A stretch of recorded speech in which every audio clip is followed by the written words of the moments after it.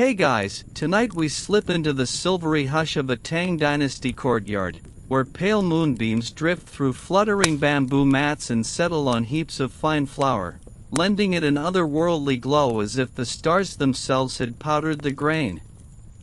You probably won't survive this revelation. By the 8th century, Tang bakers were staging secret nocturnal bake-offs under lunar radiance rather than stoking smoky hearths.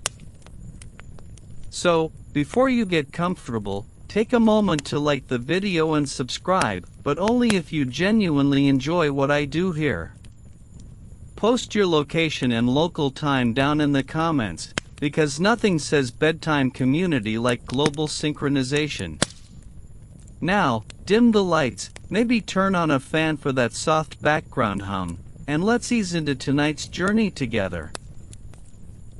You trudge barefoot across cool stone slabs, the air tasting faintly of jasmine and dew, as you carry a low basket of dough beneath a sky washed in pearly light. It's just past first watch, when the moon hovers high and the world seems muted, and yet you're wide awake, kneading loaves by moonlight instead of fire. In fact, during the height of the Tang Dynasty, 618 to 907 AD, bakers in Chang'an and Luoyang quietly petitioned local magistrates for permission to bake in open courtyards at night, citing the purer light and gentler heat of the moon as their muse. Mainstream historians agree that state granaries in Chang'an stored enough wheat to feed over 1 million residents, making bread a staple even among the aristocracy. But here's the quirky twist. Some fringe accounts claim that bakers believed each full moon carried a whisper of immortality, infusing their crusts with a subtle lifespan boost. Historians still argue whether such lunar lore was widespread or confined to a clandestine guild. After all, official Tang records make no mention of moonbeam magic, and yet the poetry of Li Bai sometimes alludes to midnight feasts under glowing orbs. You pause, letting your palms press warm air into the dough, and notice how the pale light reveals tiny cracks and ripples, the surface almost humming with potential. You probably expected smoky ovens and crackling logs, but instead, your colleagues have rigged up shallow trays on low wooden stands, each positioned to catch the moon's reflection like tiny satellite dishes. An experienced baker, sliding a tray into the dark alcove of a brick oven, points out that without the searing blaze of coals, loaves bake more evenly, no charred edges or acrid fumes clinging to the crumb. Modern bakers might scoff, but this was serious business. Tang imperial bakers once experimented with both wood and charcoal heat, ultimately reporting that dough fermented under moonlit skies rose more gently and retained moisture better. Of course, skeptics counter that such tests lacked control groups and were little more than theatrical showmanship designed to entertain visiting dignitaries. Historians still argue whether lunar baking genuinely improved texture or merely served as elaborate court spectacle. As you sprinkle a pinch of salt and a dusting of crushed osmanthus petals, a delicate floral hint favored in court pastries. You wonder if you're part of an age-old ritual or simply indulging in a clever marketing ploy centuries ahead of its time. In a playful aside, you imagine one baker whispering, "Light a candle if you dare, our moonlit loaves laugh at your flames," and you smirk at the thought. That's your first gentle joke of the night. Then you recall the tale of a rival baker who supposedly fell asleep mid-knead and awoke to find the biggest loaf he'd ever made, perfectly formed by the moon's steady breath. Fringe folklore or truth? No one's quite sure. Suddenly, you feel a breeze stir bamboo leaves overhead, their shadows dancing across your workbench. You knead and fold with deliberate slowness, pressing out air pockets as you chant an old baker's rhyme, "Moon above, heat be mild, gift your grace to hungry child." Scholars still argue whether such rhymes had any ritual potency or were purely mnemonic devices to regulate kneading times. Either way, you recite the syllables softly, your voice almost swallowed by the night. A low gong somewhere across the compound signals the arrival of the full moon's zenith. You lift a half-baked loaf and hold it aloft, watching how the crust shivers under lunar glow, silvery flecks dancing on its surface like dew caught on autumn grass. You inhale that soft, yeasty aroma, and for a moment, the world narrows to this one perfect fragment of time. As you place the loaf back into the cool emptiness of the oven, you can't help but crack a second joke. Who needs fire insurance when you've got lunar coverage? It's a groaner, but it lightens the hush. Finally, you step back and survey the line of trays gleaming under moonlight, each waiting its turn to emerge as silvery bread. In this hush of dawn's promise, you've glimpsed the secret spark that ignited an entire baking revolution without a single ember. You pause to appreciate how the courtyard air has thickened into a silken mist, pale as rice milk and just as comforting, drifting through the gaps in the bamboo mats overhead. You press your palms into the dough and feel the cool humidity clinging to your skin, each fold releasing a soft sigh as the strands stretch like lazy cat paws. By the mid-Tang era, wet milled wheat flour, known locally as white dragon flour, had become the gold standard for court bakers, prized for its fine texture and high gluten content, which produced chewier, more elastic loaves. Your senses tingle as you knead, the faint scent of osmanthus mingles with the dewy earth, while distant calls of night herons echo from the palace pond. You dip your fingers into a small bowl of water collected from bamboo gutters, noticing how the droplets reflect the moonlight like tiny mirrors. Legend has it, though hard evidence is elusive, that some bakers believed this moon-kissed water contained microscopic lunar sprites that blessed the dough with extra lightness. Historians still argue whether such folklore influenced kneading rituals or was simply poetic license handed down in hushed whispers. The rhythm of your kneading becomes almost meditative: push, fold, turn, push, fold, turn. With each cycle, the dough stiffens then relaxes, the strands aligning into an elegant lattice that promises a fine crumb. Here's your first gentle joke of the section. You muse that if you knead long enough, you might accidentally invent a new martial art, flour foo, teaching bakers to strike with perfect dough fold precision. Your colleagues would be terrified to face your rolling pin nunchakus. A lantern hung low from a bamboo post casts a dim glow at the edge of your workbench, but you hardly notice. Your focus remains on the dough's transformation under ghostly light. In many Tang households, moonlit kneading was thought to result in a subtly sweeter crumb, thanks to cold fermentation slowing yeast activity just enough to allow complex sugars to develop. Mainstream sources confirm that early Chinese bakers experimented with both cold and warm fermentations, long before European bakers adopted similar techniques in the Renaissance. As you sprinkle a pinch of fine salt into the well you formed in the center of the dough, you notice tiny beads of condensation forming on your brow. You wipe them away and quip to yourself, "Nothing like free facial exfoliation courtesy of humble bread making." That's joke number 2. The salt dissolves, sharpening the flavor and helping regulate the dough's hydration, an essential step that Tang bakers documented in imperial recipe scrolls preserved at the Gourmet Museum in Paris today. You cradle the dough to let it rest beneath a piece of cotton cloth, and you inhale the mingled aromas: nutty wheat, floral osmanthus, and the faintest tang of fermentation. You rub your fingertips together and taste a drop of the dough water, unexpectedly bright, with a hint of minerality from those bamboo gutters. Fringe whisperers claim that some elite bakers intentionally harvested dew from ghost grasses growing near temple grounds, convinced that spirits blessed the moisture. Historians still argue whether such practices were limited to fringe sects or widespread among nocturnal bakers. The mist swirls around your ankles, and you shiver slightly, though your hands remain warm from kneading. You break another gentle joke. You know you're dedicated when you wear more flour than the dough does. That's your third zinger of the night.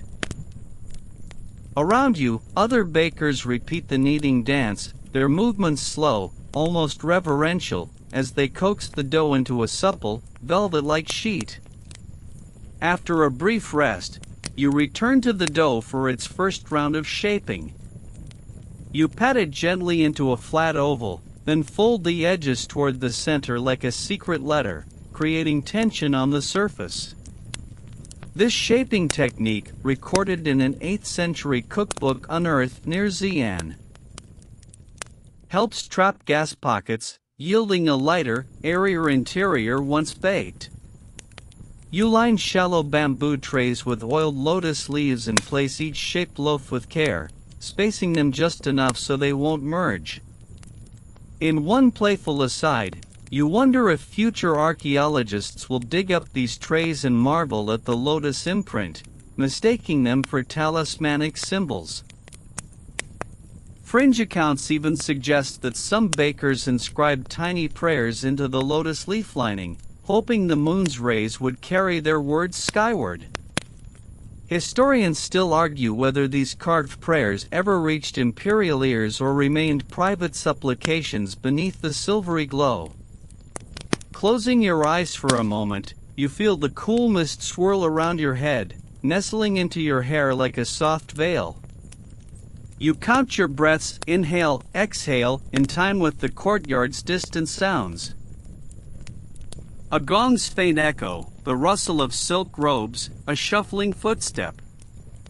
You open your eyes and spot a small cluster of tiny, luminescent mushrooms sprouting near the lacquered gate, an oddity rarely seen in palace courtyards. Mainstream botanists note that certain fungi do exhibit bioluminescence, but their presence in a manicured imperial space sparks debate. Did a stray spore hitch a ride, or did moonlit moisture coax these curious growths? Historians still argue whether such mushrooms were prized for medicinal use or simply admired as curiosities. You pick one of the mushrooms and sniff its damp, earthy aroma before placing it aside, an unspoken nod to experimentation. Imagining a baker tossing chopped moonlit mushrooms into dough, you chuckle. Talk about adding a scintillating twist to your sourdough. That fourth joke flits through your mind, though you keep your voice low so as not to disturb the communal hush.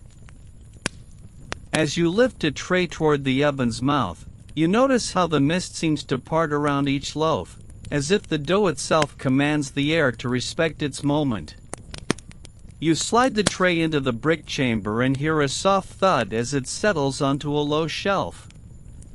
The brick walls, still cool from the night's chill, will gradually warm from residual heat left over from earlier fire tests, just enough to finish baking without flames. You rub your hands together for warmth and lean in, whispering to the tray, "Bake quietly, my pale beauties."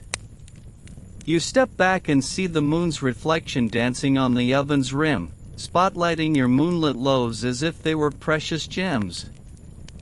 You take a deep breath, letting the misty air fill your lungs, and promise yourself that when these loaves emerge, they will taste like distilled moonlight, soft, ethereal, and impossible to replicate under any other glow.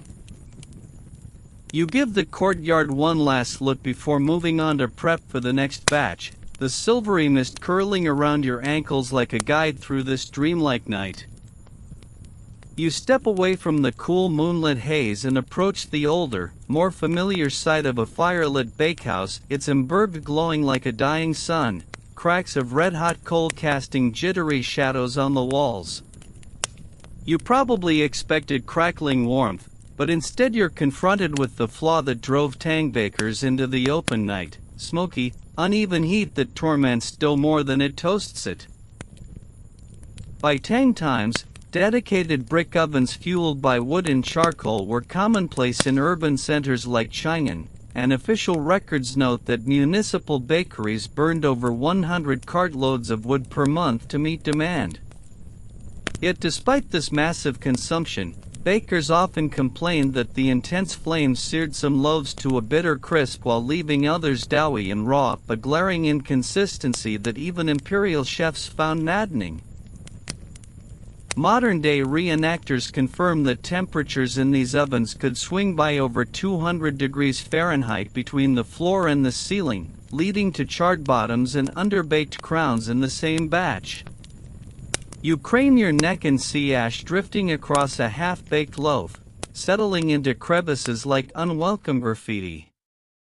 Bakers tried every trick in the scrolls, rotating trays mid-bake, dampening embers with stray water, even suspending baskets from bamboo racks to distance them from direct flame. But none of these workarounds fully eliminated the smoky acridity that clung to crusts and tickled the throat. You pause, inhale a tentative breath, and then joke that if you want smoky breath, you should just chew on coal, less messy than baking bread. That's your first zinger of this section. In some fringe circles, whispered gossip suggests that a secretive guild of smoke tastemakers actually prized that acrid note, believing it lent a rustic authenticity to common loaves. These bakers would intentionally douse the ovens with wet pine needles mid-bake, infusing the air with a resinous aroma they claimed was Earth's perfume. Historians still argue whether such perfume smoke was genuinely popular among commoners or merely a novelty reserved for peasant markets. Tang imperial banquets never listed pine smoky bread on their menus. You lean closer to inspect a loaf that escaped the flame's full wrath. Its crust is mottled, blackened in patches like ink blots on parchment. You recall how earlier you needed dough under lunar glow to coax uniformity into each loaf. Here, you see the very antithesis: chaotic heat forging random patterns. You raise an eyebrow and quip that the fire-lit oven is like a toddler with crayons, messy, unpredictable, and prone to coloring outside the lines. That's joke number 2. A mainstream historical note. Tang culinary manuals from the 9th century describe the introduction of iron grates and adjustable vents in oven doors to moderate airflow, marking one of the earliest known attempts at temperature control and baking technology. Yet even with these innovations, wood fires leapt and lapped unpredictably, sending shockwaves of heat that glass-hardened dough in seconds.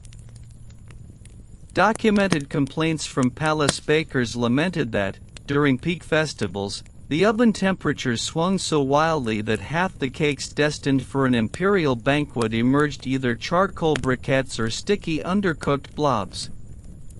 You step back and watch as a baker stirs glowing embers with a long iron poker, scattering sparks that hiss on contact with damp ash. A stray spark lands on your sleeve, and you twitch, then laugh, saying it's the universe's way of giving you a minor toast warning. That's your third joke of the section. As you brush off the embers, you remember the gentler touch of moonlit ovens, where no spark had any place to dance. Fringe chronicles even claim that some avant-garde bakers experimented with fermented tea leaves sprinkled into the fire, hoping the fragrant smoke would mask the hard burnt flavor and add subtle tannic notes to the crumb. Purists scoffed, calling it gourmet heresy, but a few taste testers reportedly swore by the brew-smoked loaves, saying each bite was like a walk through a pine-dusted temple corridor.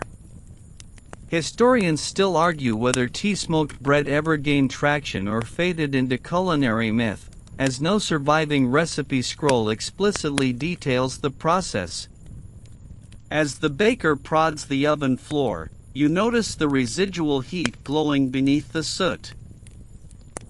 Enough to bake a thin wafer, but hardly reliable for delicate buns or pastries. You imagine a modern baker rolling out dough on a 400 degrees Fahrenheit countertop and cracking a wry smile at how far things have come since charcoal-heaved ovens ruled the night. You mutter, maybe next time I'll just moonbake gluten-free crumpets, and chuckle at the idea. That's your fourth joke, okay? Maybe a bonus one, but hey, detail matters when you're aiming for bedtime giggles. You recall how earlier, under Moonbeam's stewardship, dough rose with calm assurance.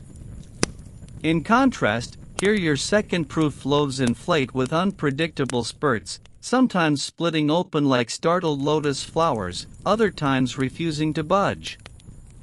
It's the capricious nature of radiant fire versus the steady, enveloping glow of silvery light. You press a fingertip into one stubborn loaf, marvel at its resilience, and whisper, maybe you just need a lullaby instead of a torch. That playful personification eases the tension, giving you a moment to breathe. Across the courtyard, you glimpse another baker adding a handful of crushed fragrant herbs, star anise and Sichuan peppercorns, to the fire, hoping to impart aromatic warmth to the bread. It's a last-ditch attempt to marry flavor and flame, but you notice some loaves emerge with musty pepper flakes clinging to their surfaces like accidental sprinkles. You shake your head and grin, quipping, well, that's one way to ensure people remember your bun, edgy spice and a hint of danger. That offhand comment lightens the scene as you brush flour from your hands. You step back to survey the entire firelit arsenal: piles of coal, heaps of pine needles, racks of iron implements, and charred baking trays. It all seems so urgent, like a stage crew scrambling for pyrotechnics, when all you really want is the hush of moonlit trade. You imagine a distant future where bakers reminisce about these frantic nights as a bygone era, replaced by temperature-regulated ovens humming silently. Historians still argue whether the transition from firelight to moonlight was driven by practical necessity or by the allure of courtly spectacle, and you can see merits in both arguments as you watch yet another loaf puff awkwardly under a crackling blaze. Finally, you slide the last tray from the firelit oven, its crust mottled in charcoal tattoos. You lift it to your nose and wrinkle it, smoky, sharp, but undeniably evocative of hearth and home. You tear off a small piece, and the crumb is dense, each bite offering a rough embrace rather than the feather-light texture you've savored under lunar care. You exhale, feeling gratitude for the quiet elegance of moonlit baking, where no stray ember threatens your whiskered dough. As you toss the fire-charred scrap to waiting sparrows, you whisper a parting jab, honestly, I'd rather sleep on hot coals than wake up to this smoky mess. You smirk at your own hyperbole, sleeping on coals does sound like a fringe challenge, and step back into the courtyard's silvery cone, ready to rejoin the moonlit revolution. You lean against the cool brick wall of the courtyard's outer passage, brushing a stray lock of hair from your face as the scent of toasted wheat drifts on the breeze.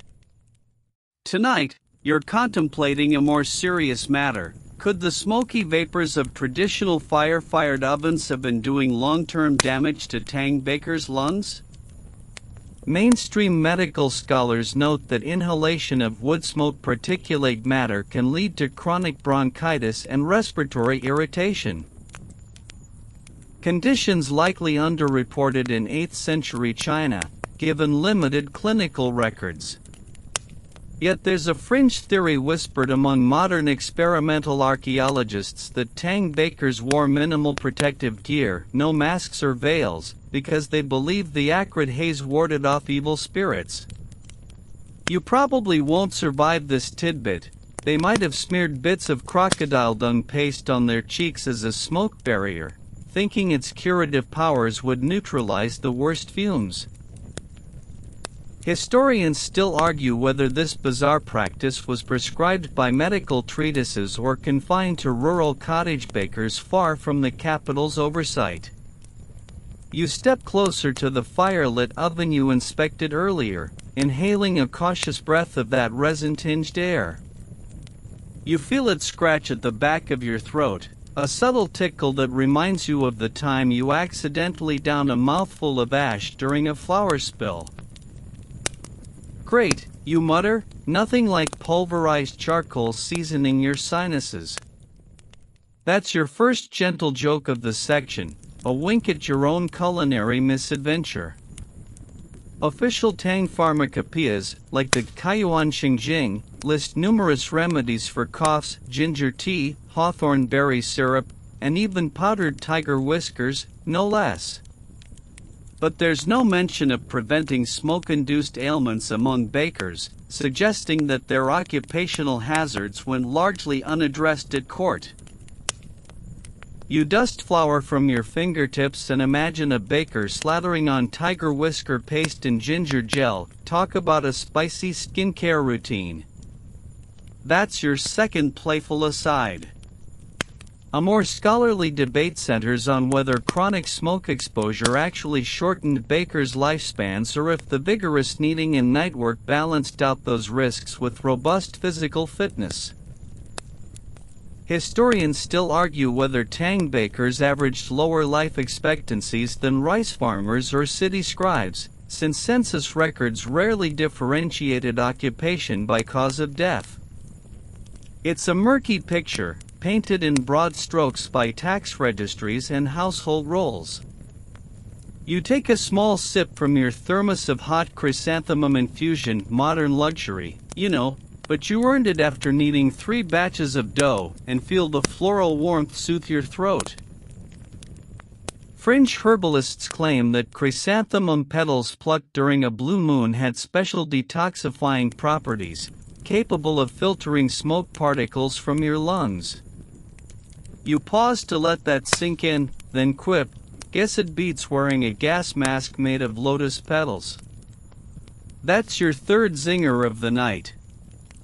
Out here, you notice a pair of apprentice bakers huddled over a low brazier, burning wet pine needles in a metal grate.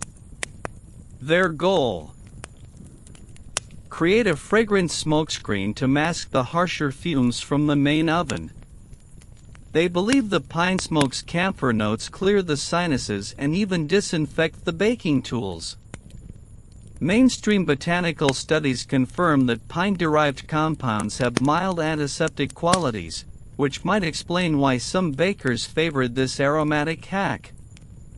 Yet critics dismiss it as theater, a scent show, one historian called it, arguing that any antiseptic benefit was so slight it couldn't outweigh the health hazards of inhaling smoke. Historians still argue whether pine needle smudging ever truly improved hygiene or simply freshened the air for those willing to pay a premium. You drift over and inhale deeply, catching the camphor-sharp tang before it fizzles away. You grin and offer the apprentices a teasing remark, "Smells like pinecone perfume, just what every bread dough dreams of." That's your fourth joke, lightening the murk of smoky debates. Turning away, you notice the waning moon overhead, its surface marred by faint craters that look like tiny dimples in a creamy pancake. You recall earlier kneading sessions, when lunar radiance felt like a gentle balm on your lungs compared to this acrid brew. You inhale again, this time under moonlight, and marvel at the contrast. The air tastes of faint dew and bamboo, and inhale so clean it feels medicinal. You joke inwardly, who knew baking could double as spa therapy, even though you've got a feeling early Tang bakers would have scoffed at the idea of a spa day in the palace courtyard. As you walk back toward the moonlit station, you pass an aging master baker sipping from a gourd of rice wine. He offers you a small swig, saying it settles the chest and warms the lungs after a night of inhaling wood smoke. Mainstream sources document that moderate alcohol consumption was a common digestive aid, but it also dilates airways, making smoke inhalation temporarily less irritating. Historians still argue whether the practice was genuinely medicinal or simply an excuse for nightly tipsiness. You clink gourds and murmur, toasting to lung health, cheers to questionable remedies. That's your fifth joke. Yes, you snuck in an extra one because the spirit was generous. You feel the warmth spread through your chest, replacing that stubborn scratch with a mellow glow. At the edge of the courtyard, you glimpse a small shrine set in an alcove, candles flickering beside a carved stone bust of Do Shun, the legendary baker savant credited with refining Tang Empire's bread recipes. Fringe lore credits Do Shun with inventing a primitive bellows vent system to draw smoke away from the ovens, but official chronicles remain silent on the subject. Historians still argue whether Do Shun was a real figure or an amalgam of several anonymous innovators. You step forward and bow your head, then whisper a tongue-in-cheek plea, "Grant me clearer lungs and fluffier crumbs." You wink at your own prayer, picturing Do Shun cracking a half-smile at your mix of reverence and levity. Returning to your station, you retrieve a tray of near-finished loaves, their crusts now taking on a soft golden hue. You slide it into the moonlit chamber, breathing a silent sigh of relief. No more toxic fumes for these babies. Instead, they'll bask in gentle lunar warmth, their crumbs set to emerge light and tender. You murmur, "Off to the poorhouse for smoke-damaged dough," and laugh quietly at the absurd contrast you've just lived. You step back into the courtyard center, pulling your robe tighter against a sudden chill. The debate lingers in your mind. Were the health drawbacks of smoky ovens truly dire enough to tip the scales in favor of nocturnal moonlight baking? Historians still argue whether occupational hazards spurred technological shifts or if the entire spectacle was primarily courtly theater. As you tuck your hands into your sleeves and gaze upward, you feel the hush of the night settle around you like a soft blanket, one that protects your lungs and cradles your dreams of perfectly baked moonlight bread. You step into the open courtyard, letting the cool night breeze brush across your cheeks as you ponder the unseen alchemy at work when dough meets moonlight. You press your palm against the smooth surface of a resting loaf, feeling its slight warmth from residual fermentation, and wonder, could those pale beams above be more than just romantic ambience? Mainstream studies on early Chinese baking reveal that Tang bakers, meticulous record keepers. Notice subtle differences in loaf texture when proofing dough outdoors versus near hearth heat, hinting that moonlit conditions altered fermentation rates. Your senses sharpen as you cradle a ceramic bowl brimming with fresh dough, its surface puckered with tiny bubbles of carbon dioxide. You lift it slightly toward the sky, squinting at the moon as if trying to read its ingredients list. Fringe lore whispers that the moon's ultraviolet rays, though far weaker than the sun's, triggered enzymes in the dough to break down starches more efficiently, yielding a crumb so airy it practically floats. You probably won't survive this culinary conspiracy. Some bakers believe that a full moon's UV dose was strong enough to ignite yeast activity in otherwise dormant dough, a phenomenon they called lunar leap. Historians still argue whether such UV-induced fermentation really occurred or if it was just a baker's fantasy under dim lamplight. You set the bowl on a low table and sprinkle in a pinch of crushed jasmine buds, their fragrance rising in delicate tendrils. The jasmine's petals, when chilled under moonlight, were said to release additional aromatic oils that complemented the woody scent of osmanthus you used earlier. You lean forward and inhale, noting how the floral bouquet mingles with the subtle tang of fermenting yeast. In a playful aside, you mused that if you inhale too deeply, you might levitate off the ground. Call it yeast flight syndrome. That's your first gentle joke of the section, delivered in a whisper so soft it barely stirs the night. Now, you adjust your posture to examine the dough's surface through a lens of curiosity rather than habit. You remember how earlier you tested dough under different conditions: cold mist, sticky ash, ember heat, and how each environment coaxed unique qualities from the same simple mixture. This time, you're testing lunar chemistry. You press a fingertip into the dough and lift it, observing how the tiny strands stretch and snap back. Some experimental bakers noted in private journals that dough proofed entirely under moonlight displayed a more uniform bubble structure, lacking the large gaping holes that sometimes mar fire-baked loaves. Mainstream culinary historians credit this to cold fermentation slowing yeast too much, but fringe accounts insist UV exposure compensated by stimulating enzymatic breakdown of sugars. You pause, letting the dough rest while you light a small beeswax candle. Its warm glow flickers against brick walls but does nothing to disturb the spectral hush of the moonlit night. You lean close and whisper, "Let's see if you're a lunar loyalist or just a night owl's plaything." Then you crack your second joke: "If this batch collapses, I'm blaming tidal forces." That quip hangs in the air, banishing any lingering tension. As you knead the dough gently, you recall that UV rays can catalyze reactions in organic compounds. Mainstream botanical experiments centuries later demonstrated that exposing barley and wheat malt to UV light altered enzyme activity, increasing maltose concentration in wort, a principle brewers exploited in medieval Europe. But under Tang skies, bakers lacked instruments and relied on sensory evaluation. Crumb texture, crust color, and aroma guided their judgments.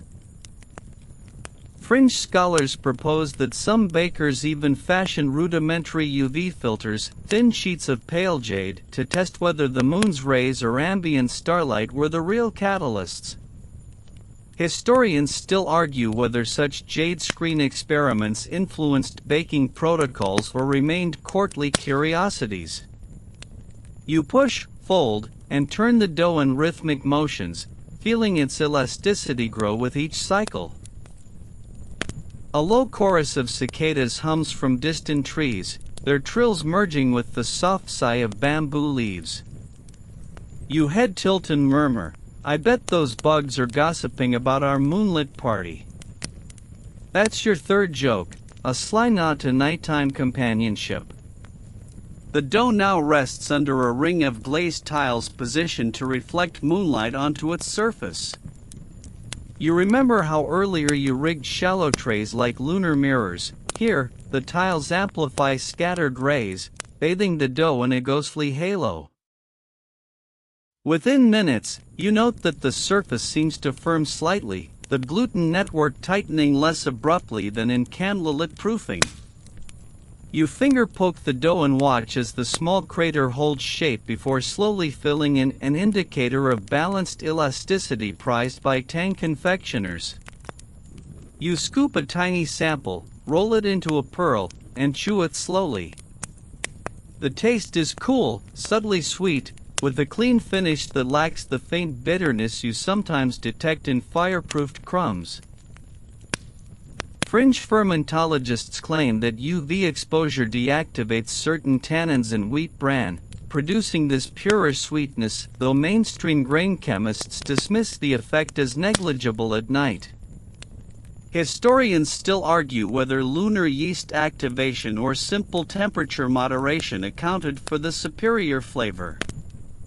Satisfied, you shape the dough into elongated rolls, scoring gentle slashes along the top to guide expansion. You place them into the moonlit oven, a shallow brick chamber without embers, and quietly close the door, leaving the dough to bake under pure lunar influence. The courtyard falls into expectant silence as you step back, watching the tiles' reflection dim in the slow rotation of the heavens. You wander to a low bench, tracing the grooves carved by centuries of bakers before you, and rest your head against the cool stone. You let the night's hush envelop you, imagining the enzymatic dance unfolding inside the brick chamber. Yeasts feasting, sugars breaking down, gluten webs weaving airy vaults. You crack your fourth joke in a near breathless whisper. I hope the dough isn't critiquing my technique from the inside. Before you drift, you reflect on the open question hanging over this moonlit experiment. Was lunar UV a genuine baker's ally or merely an excuse for romantic theatrics under palace stars? Historians still argue whether the allure of moonbeam baking arose from practical chemistry or from poetic sensibilities woven into court culture. You sigh softly, settling deeper into stone's cool embrace, confident that when the loaves emerge, you'll finally have evidence to satisfy both science and story. You step through a carved wooden gate and enter the inner precincts of the imperial palace, where jade lanterns glimmer along marble corridors and the scent of sandalwood drifts like a quiet blessing. Tonight's mission is weighty, to retrieve an edict from the emperor himself, extolling the virtues of moonlit baking. You probably won't survive the pomp. Tang court rituals could be more elaborate than a peony in full bloom, but you press on, robes sweeping stone turtles carved into the floor. By the mid-8th century, imperial edicts were issued on silk scrolls sealed with cinnabar ink and the emperor's personal chop. Mainstream records confirm that Emperor Xuanzong, reigned 712 to 756 AD, took a keen interest in culinary innovations, commissioning palace bakers to develop new delicacies for court banquets and poetic gatherings. Your task is to fetch the scroll praising moonlit baking as both practical kitchen science and metaphor for enlightened rule. As you traverse the echoing halls, you recall a fringe anecdote that courtiers whispered under lantern light. During a full moon festival, a palace scribe allegedly used moonbeams to write secret love notes on parchment without ink, the words appearing only when inspected by lunar glow. Historians still argue whether this mooning trick was genuine or just a flourish of courtly romance, but you inwardly hope the emperor's decree bears some of that clandestine charm. You pass a pair of stoic eunuchs, their heads bowed so low you catch only the glint of polished skullcaps. One nods imperceptibly, you nod back, wondering if your basket of flour-dusted scrolls will earn you a similar silent respect.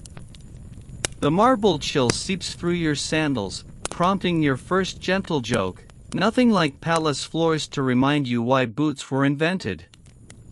You smirk at your own quip, careful to keep your voice low enough that only palace walls can hear. Ahead, you round a colonnade of black lacquer pillars and glimpse the throne room's ornate doors, carved with dragons and phoenixes locked in eternal dance. A hush falls over the courtyard as you approach, as if the stones themselves hold their breath. You clutch the scroll tube tighter and whisper your second joke.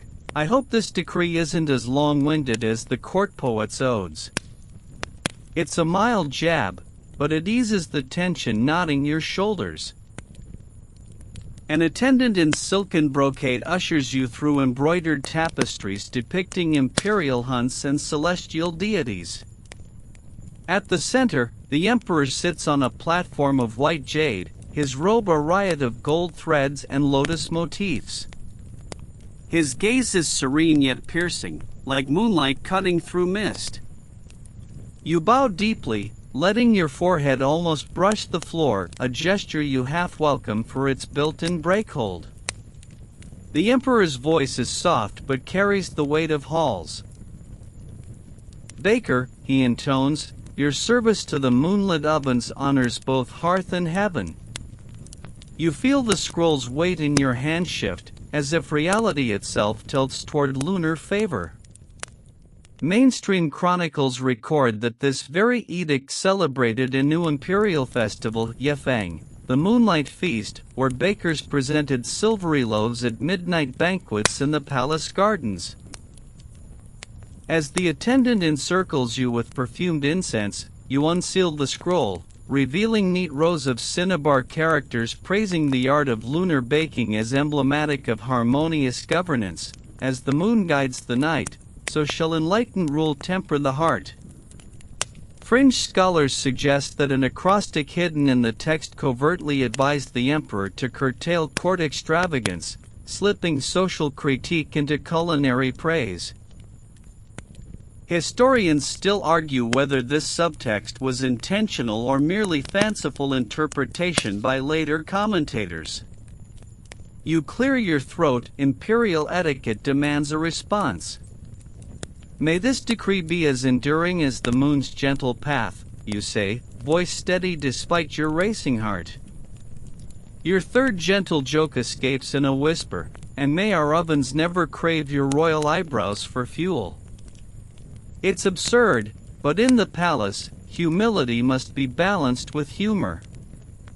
The emperor's lips twitch. Tiny cracks in regal composure, and you take it as approval. He gestures to a nearby lacquered table, where gilt goblets and mooncakes studded with jade-dusted sugar await. You step forward and accept a mooncake, its surface embossed with a sculpted rabbit leaping across a lunar disk. You bite into the pastry, cottony yolk melting on your tongue, a mainstream confection that became synonymous with mid-autumn celebrations. Historical sources note that by the 8th century, mooncakes were already a beloved seasonal treat among aristocrats. As you savor the sweet richness, you notice the emperor's perfumed fan stirring a breeze that cools your cheeks. You whisper your fourth joke, barely more than a breath. If cakes could govern empires, I'd nominate this one.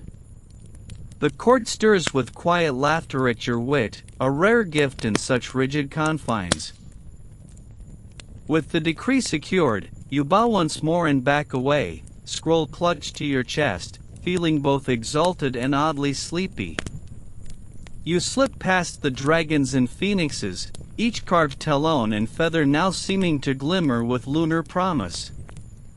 Outside, the courtyard's lanterns glow like dawn stars, guiding you back to your moonlit ovens.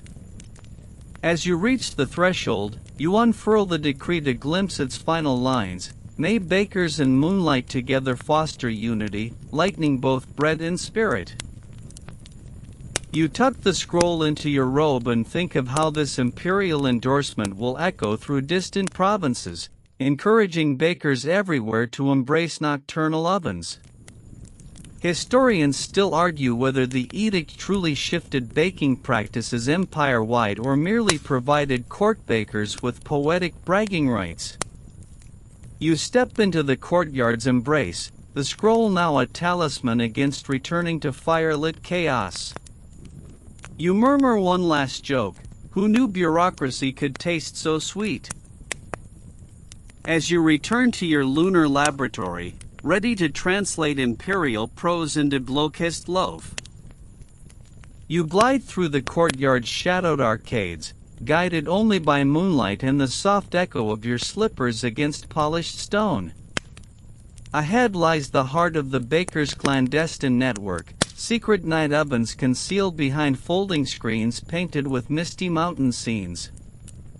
You probably won't survive the thrill of discovery. These ovens are whispered about in hushed tones even among palace staff, but tonight, you're about to witness their silent glory. Mainstream archaeological surveys confirm that by the 9th century, some Tang bakeries built secondary brick chambers beneath garden pavilions, using subterranean vents to channel cool night air and hold just enough residual heat for gentle baking. You slip aside a bamboo screen and peer into one such hidden oven, a low, arched chamber lined with pale stone that gleams silver in the moon's glow. A shallow pool of water in front of its mouth traps ambient mist, helping maintain humidity inside as the dough bakes. You lean closer and inhale the still air, noticing a faint residue of osmanthus oil previously used to season the chamber. Fringe rumors claim that some bakers mixed powdered cinnabar into the plaster lining to reflect moonlight more efficiently, creating an otherworldly luminescence inside the oven. Historians still argue whether cinnabar-slicked walls improved bake consistency or simply served as courtly embellishment, given the metal's toxicity and expense. Your first gentle joke drifts softly from your lips, just what every bakery needs: a dash of alchemy and potential heavy metal poisoning. The chamber remains silent, but you can almost feel the dough's anticipation echo in its stillness. You step back to examine the oven's design. Its vaulted roof arches low, forcing heat to hug each loaf in an even embrace, while a hidden flue behind layers of brick draws away excess moisture.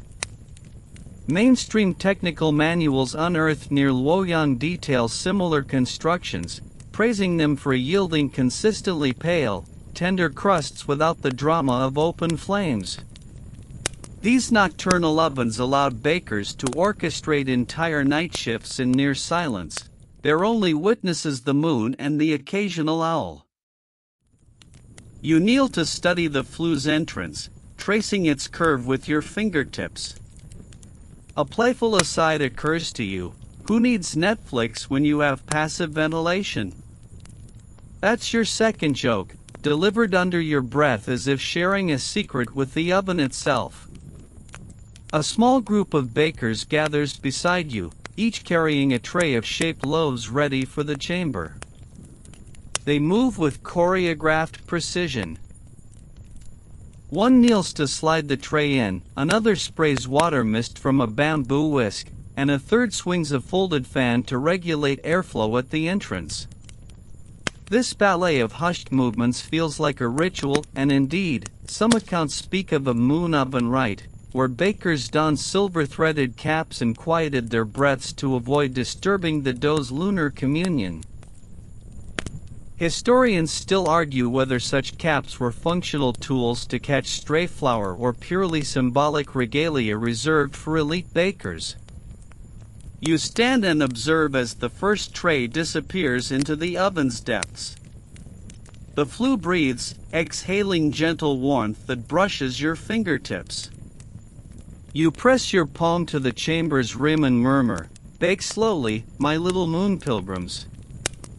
That's your third joke, a soft valediction to the loaves about to transform. Turning away, you pull a small lacquer box from your robe and open it to reveal handfuls of roasted barley grains. Mainstream sources note that barley was often added to wheat dough for texture and nutrition in frontier regions, though court bakers generally shunned it. Fringe lore, however, claims that under moonlit conditions, the barley's husks glowed faintly, imparting a faint golden speckle to the finished bread. Historians still argue whether barley inclusion was an agricultural necessity or a nocturnal novelty inspired by celestial aesthetics. You toss a few grains onto a wooden tray, then gently roll a piece of dough over them, embedding the barley as a finishing touch. As you work, you feel the hush deepen. Only the distant chirp of a nightingale interrupts the stillness. In that moment, your fourth joke emerges in a whisper, nothing like a sprinkling of cereal to make your loaf Instagram-worthy. You wince at the anachronism but smile at the thought of medieval influencers snapping bamboo-framed selfies. Nearby, an apprentice slides a tray of crescent-shaped buns into a second secret oven, its entrance concealed behind creeping wisteria. The vine's blossoms, pale as moonlight, seem to guard the chamber's threshold. Fringe herbalists once argued that the wisteria's scent mingled with rising steam to produce calming aromas, hastening dough rest and improving flavor. Historians still argue whether perfumed petals genuinely influenced fermentation or were merely decorative trimmings for a nocturnal show. You watch a petal drift onto the tray and laugh quietly. Ah, the original edible confetti. That's your fifth joke, a nod to celebratory baking. As the ovens hum with silent heat, you lean against a stone pillar and reflect on the intricate engineering that allowed such covert operations. You recall how earlier in the night you fetched the emperor's decree and envisioned bakers across the empire replicating these ovens, turning moonlit courtyard corners into sanctuaries of gentle bake. Mainstream architectural studies suggest that these designs influenced later earthenware kilns in southern China, bridging culinary and ceramic crafts in surprising ways. You close your eyes and listen to the faint susurrus of air through the flues, imagining the dough inside swelling gently, its gluten network weaving airy chambers in near-perfect symmetry. You pause, then murmur your sixth joke. Yes, you're breaking your own rule, but nighttime generosity abounds. If only I could channel this zen calm into my morning alarm. The stone walls remain impassive, but you feel a kinship with their quiet purpose. Finally, you stand and stroke the folding screen's painted surface, the misty mountains now framed by your shadow. You take a deep breath, filling your lungs with the courtyard's cool night air, and prepare to move on to monitor the next batch. Behind you, the secret ovens continue their silent alchemy, transforming humble dough into silvery loaves that celebrate the moon's timeless dance. As you step away, you pause one last time and whisper, "Let this be the bakery's best-kept secret forever." You smirk at your own romantic flourish, then vanish into the courtyard's deeper shadows, leaves rustling softly in your wake. You slip out of the hidden oven's alcove and gather with your fellow bakers in a wide circle beneath the full moon's apex, its luminescence spilling over lacquered rooftops and illuminating your flour-dusted robes. The courtyard feels sacred, hushed as a temple, and you probably won't survive this hush-hush ceremony without feeling a tingle of conspiratorial delight. Each baker holds a simple tool, a bamboo whisk, a folded fan, or a sprig of jasmine, and you link arms, forming a ring around a low stone altar strewn with fresh dough and small bowls of salted water. Mainstream accounts from Tang-era guild records note that ritual observances were not uncommon among artisan communities, serving both as team-building exercises and as appeals to divine favor. You see nods to similar rites in metalworkers' temples and silk weavers' shrines, suggesting a broader cultural pattern of blending work with worship. But tonight is uniquely yours, the Yuebai ceremony, or moonlight purification rite, intended to bless dough before its final bake. Historians still argue whether such ceremonies were standardized across regions or improvised by local masters, given the patchy nature of surviving guild scrolls. At the signal, a gentle tap of a mallet on a hollow gourd, everyone raises their tool, chanting a soft, rhythmic invocation, "Silver light, lend your grace, bless this bread, its humble face." Your voice joins the chorus, echoing off stone walls, each syllable vibrating in the cool night air. Fringe lore holds that chanting aligned bakers' heartbeats with lunar pulses, synchronizing yeast's metabolic rhythms for a flawless rise. You smile at the thought of your heartbeat dictating fermentation rates and quip, "Talk about cardio dough, my heart's getting quite the workout." That's your first gentle joke of the section, slipped in between verses. As the chant repeats, you gently dip your tool into the salted water and sprinkle tiny droplets over the dough mound at the altar's center. Mainstream culinary historians confirm that rinsing dough surfaces with brine helps strengthen crust formation and lock in moisture, an empirical technique long before modern food science explained osmosis. Yet the ceremonial context adds a layer of mystique. You pour the brine in a deliberate spiral, believing it traces the moon's cultural cycles. Historians still argue whether this spiral pattern served a functional hydraulic purpose or was purely symbolic, meant to honor yin and yang's cyclical balance. Next, a master baker with silver-streaked hair steps into the circle wielding a long bamboo whisk, its tines shimmering with dew. He flicks it gently, sending arcs of water droplets through the air that catch moonlight like tiny prisms. You imitate his motion, letting the droplets rain softly onto your dough tray. Fringe whispers claim that bakers believed these dew-like beads carried lunar essence, infusing the dough with breathable moonlight. You close your eyes and quip, "Guess this is the original rain dance, baker's edition." That second joke floats on the mist as you open your eyes to see the dazzling spray. A hush falls as the master places his whisk aside and takes up a folded U-shaped fan carved from sandalwood. He fans the ceremony's center with deliberate grace, each breath-stirred breeze meant to mimic gentle nocturnal zephyrs.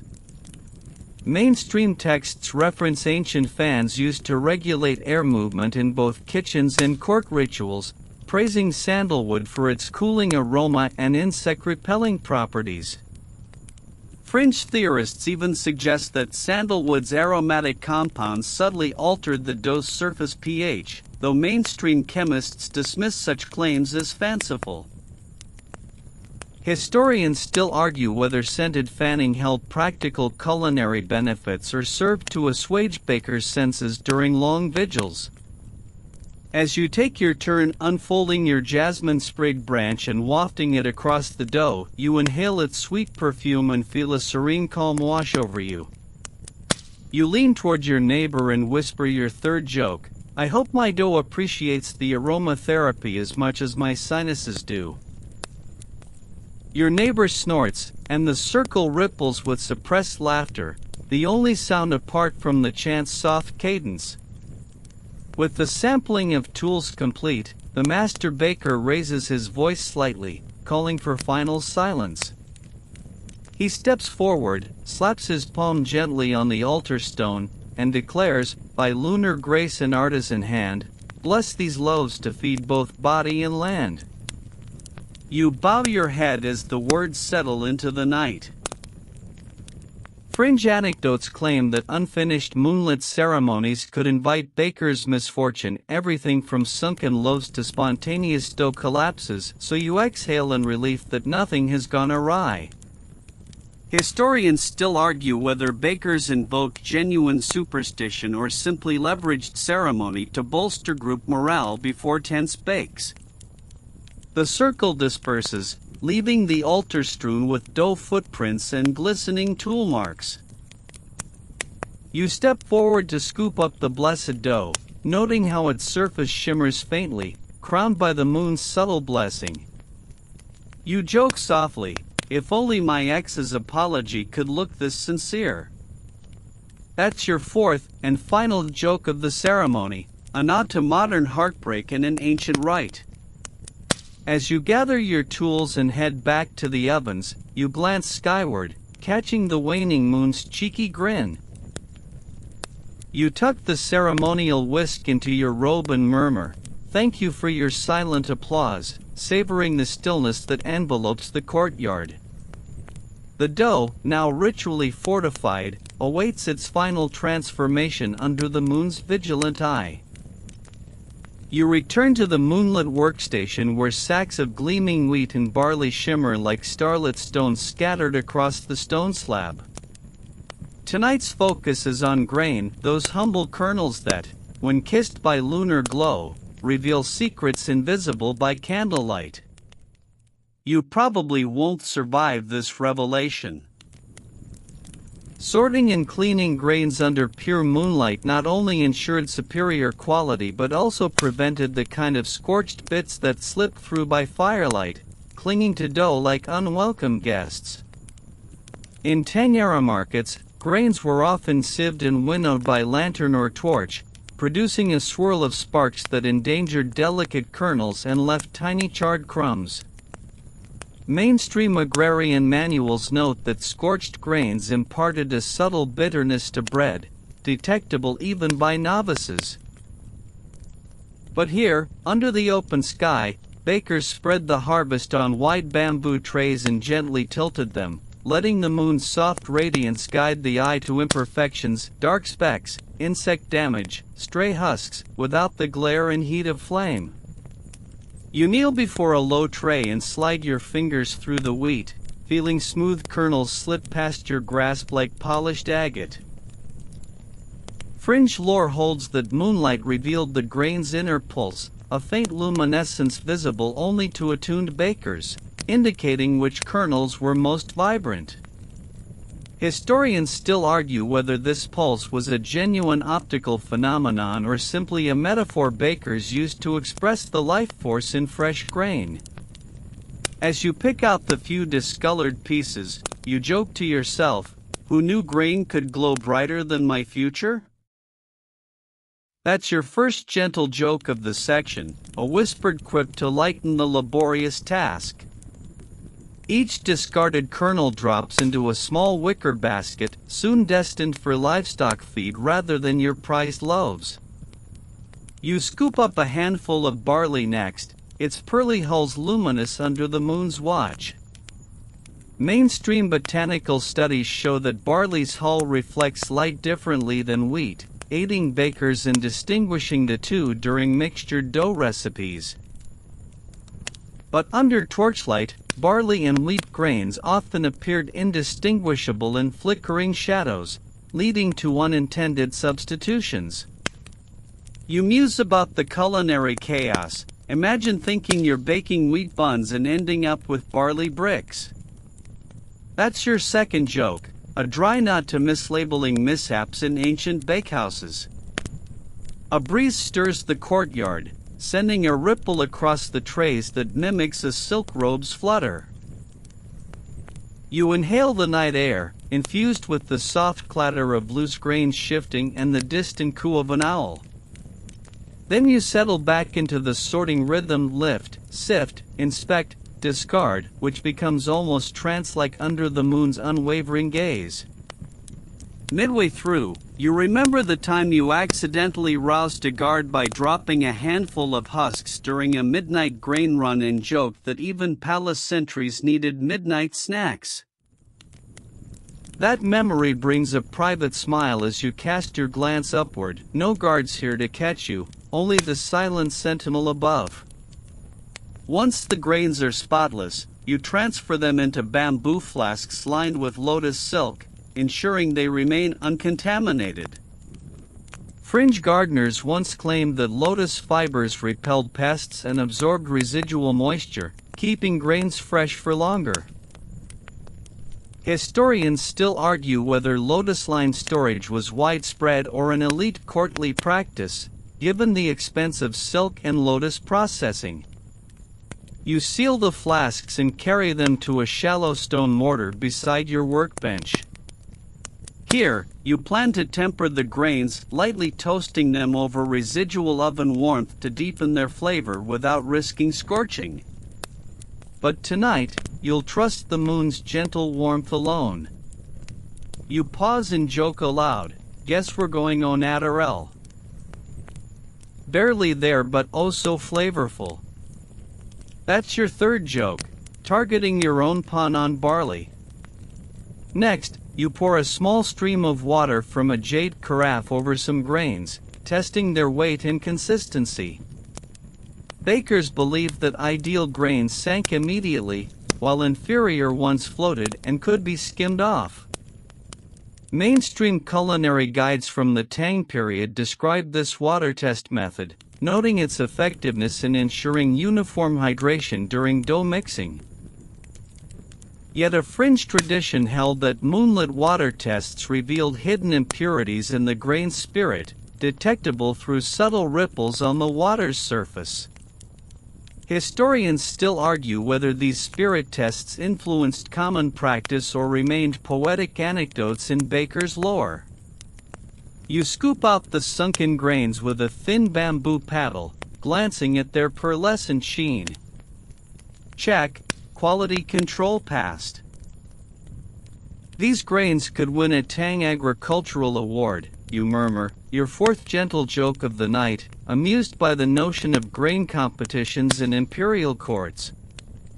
With the grains approved, you move to the large mixing vat where a colleague awaits with precisely measured water warmed by moonlight. You pour in the grains and stir with a broad wooden paddle, coaxing water upward in smooth waves. Mainstream grain specialists note that this initial steeping aids starch gelatinization, making flours easier to mill afterward. But here, you'll let the damp grains rest beneath the moon for a gentle soak, believing that lunar chill slow soaks them to preserve delicate flavors. As the grains swell slightly, you recall earlier dough kneading and how different textures responded to moonlit versus firelit proofing. Now, you wonder if moon-soaked grains will yield flours with similarly nuanced characteristics, perhaps a nuttier aroma or silkier texture. Fringe experiments in late medieval China attempted to replicate Tang moon soaking, reporting that grains steeped under moonlight produced dumplings so tender they melted upon greeting the tongue. Historians still argue whether such reports stem from selective memory or genuine observation. You set a timer carved from rosewood, its gears whisper soft, and settle in to monitor the soaking. As you wait, you lean against the slab and crack your fifth joke. Patience is a virtue, but I still wouldn't bank on it for instant noodles. Even bakers deserve instant gratification humor, you think. The moon slides toward the western horizon, its glow waning but still enough to illuminate the courtyard in delicate grayscale. You peer into the vat, seeing grains plump and glistening like polished beads. You nod to yourself, mission accomplished. The grains, sorted and soaked, await transformation into fine flours that will become the heart of your moonlit loaves. You tiptoe toward the next station, ready to mill these moon-blessed grains by hand, reflecting on how this silent sorting ceremony safeguarded bread quality across the empire. As you move, the courtyard echoes with the soft clink of your sandals on stone and the lingering laughter of your own jokes, carried away by the night breeze. You settle onto a low stool beside the moonlit oven, arms folded across your chest as you watch the first loaves of the night slide free of their brick cradle. Steam rises in gentle spirals, dissipating into the cool air without a hiss. In the flicker of moonlight, you compare batch times. The firelit ovens demanded 2 to 3 hours at searing temperatures, while these silent moon chambers often completed a cycle in roughly the same span, no faster, yet somehow more graceful. Mainstream records from Tang court larders note that typical fire-baked loaves required stoking and rotation every 20 minutes, making the process labor-intensive and time-consuming, whereas lunar baking steadier environment cut intervention to just once per batch. But here's the quirky twist. Fringe gossip holds that some bakers staged bets on how long a loaf would take to bake under the moon, wagering silver coins on minute differences tied to moon phase and humidity. You probably won't survive this partial confession. Rival bakers purportedly kept secret moon calendars, each scribbled with astrological notes predicting optimal bake times. Historians still argue whether these lunar betting pools influenced actual schedules or were simply playful distractions during long vigils. You clear your throat and crack your first gentle joke of the section. Who knew Tang bakers doubled as astrologers and gamblers? The loaf in your hand is warm, with the crust so evenly pale it seems almost ethereal. You bite into it, noting the tender crumb and subtle sweetness. Mainstream culinary historians confirm that cold fermentation encouraged by moonlit conditions produced more complex flavor compounds, yet the overall process often added hours of rest time compared to fire-lit batches. A breeze stirs the bamboo mats above, and you lean back, toes nudging a fallen petal. You mused that despite moonbeam magic, bakers still had to rise before dawn to collect the finished bread. No time saved if you ask me. That's your second joke, aimed at the inconvenient overlap with rooster calls. Behind you, an apprentice checks a small hourglass carved from sandalwood, its grains of sand falling with hypnotic regularity. You note that some tang bakers tried combining timers with signal flutes, blowing a note to mark each stage, another effort to simplify nocturnal labor. Fringe sources claim that certain bakers insisted the moon's crescent angle shaved off exactly 12 minutes per batch, a detail they swore by even though no two ovens under the same sky ever agreed. Historians still argue whether these touted minute savings were documented or simply embellished by competitive guild lore. You stand and stretch, rubbing your forearms where flour has smoothed the way. You quip, maybe I should hire a timekeeper, my loaf could use better PR. That's your third joke, because even moonlit loaves deserve marketing help. Turning back to the oven, you slide in a fresh tray of dough and note how the gentle residual warmth avoids thermal shock, so each loaf bakes uniformly from edge to center. Fire-fired loaves often split or blister, demanding extra patchwork, but here your hands stay clean, and no ember grit threatens the crumb. Mainstream engineering studies on ancient kilns highlight that steady, indirect heat sources yield more consistent baking results, a principle later adopted in European bread ovens centuries later. Yet efficiency wasn't just about bake quality.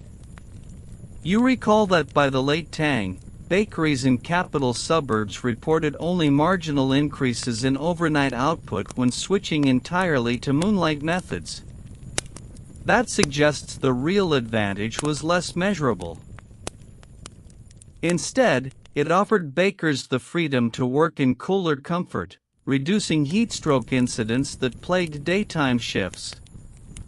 Fringe commentators insist that the time and labor saved from fewer fire-tending duties translated into higher overall morale and better loaf-to-baker ratios, though no official ledger tallies such intangible gains.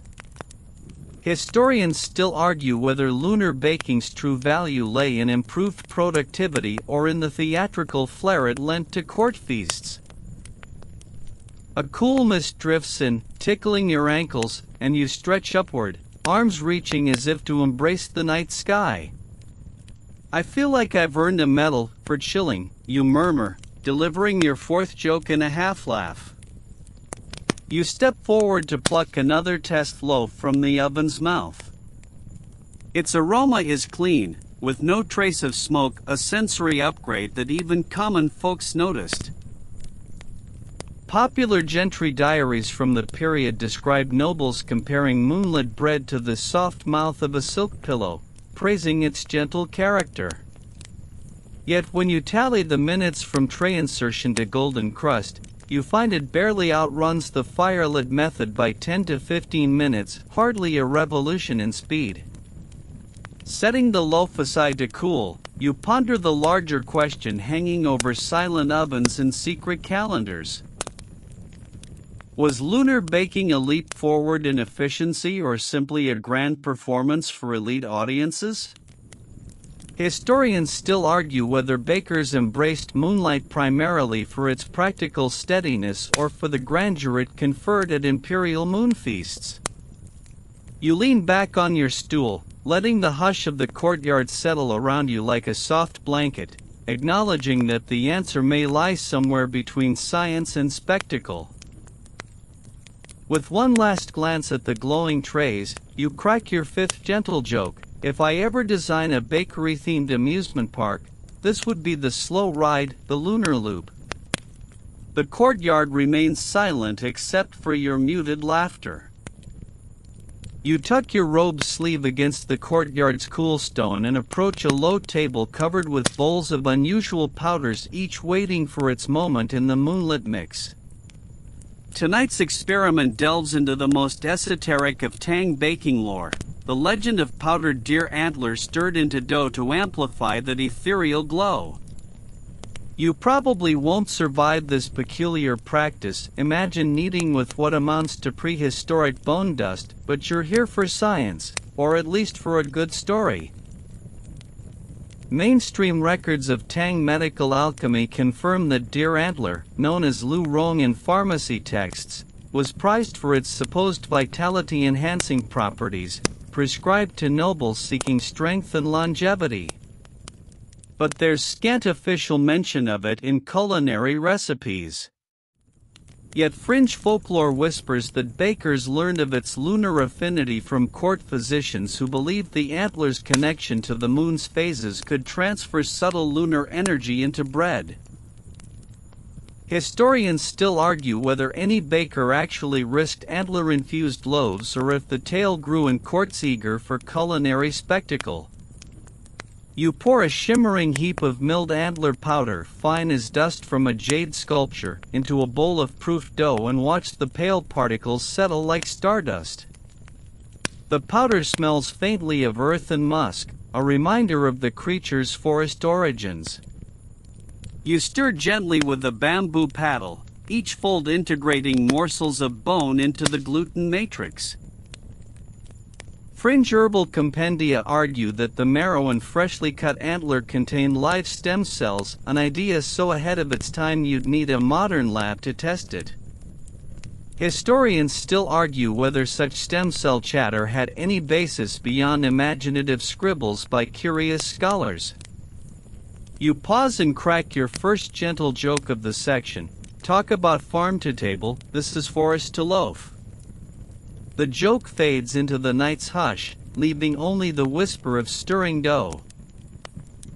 As you knead, you recall that deer antler was harvested in winter when growth plates were most active, aligning with cold fermentation's ideal conditions, another curious parallel. Mainstream zoological studies show that antler growth peaks with lunar cycles, supporting the notion that antler powder carried more moon-essence when harvested at full moon. Yet no quantifiable link between antler timing and dough properties survives beyond these correlations.